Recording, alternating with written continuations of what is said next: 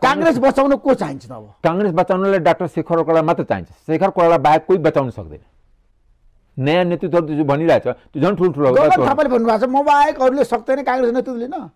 उहाँको बनाइ एउटा के भन्छ शेर बहादुरसँग 100 गुणा खराब निस्किन्छ म तपाईलाई बताइदिन्छु आधा दिनुस् त गगन थापा भनेको प्रधानमन्त्री कांग्रेस सभापति त्यस्तो कुरा नगर्नु न त्यो दिन नेपालको भविष्य रहँदैन नेपाली रहँदैन किनभने गगन थापा प्रधानमन्त्री बन्यो नेपाल रहँदैन दक्षिण भारतको फिल्म को शैलीमा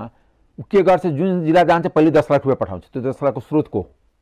15 जना सँगै टिकट कटाउँछ तपाईँ जुन दिन जान्छ बुधबारको स्टाफसँग सोधिस् कि गगनजीको टिममा कति जना हामी एकजना सांसद जबकि हाम्रो तलब आउँछ एउटा टिकट महिनामा एकचोटि क्षेत्र जाँदाखेरि जबकि हामी ड्राइभर पिएसओलाई पनि तलबाट गाडीबाट पठाउँछौँ तब त हाम्रो दाँतबाट पसिना निस्किन्छ कि पैसाको व्यवस्था कसरी गर्ने उहाँलाई हरेक ठाउँ पहिले 4-5 जनाको टिम पठाउने र दक्षिण सिनेमाको शैलीमा कि 200-300 गाडीको उर्दी जारी गर्ने 200 गाडी लिएर आउनु पर्यो त्यो 200 गाडी कसले गर्छ गिटिकर्सवाला गर्छ डिस्टिलरीवाला गर्छ जग्गा दलालीवाला गर्छ तस्करले गर्छ त्यो नेटवर्कमा बसेर देश बन्छ यो कसैले पत्याउने कुरा हो यो त हिप्नोटिजम हो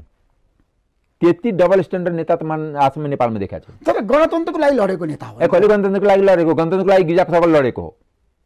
म मेरो धेरै मुख नखोलाउनु राजाको शासनमा थ्रेट गरेको ज्ञानेन्द्र शाहलाई त गगन थापाले हो नि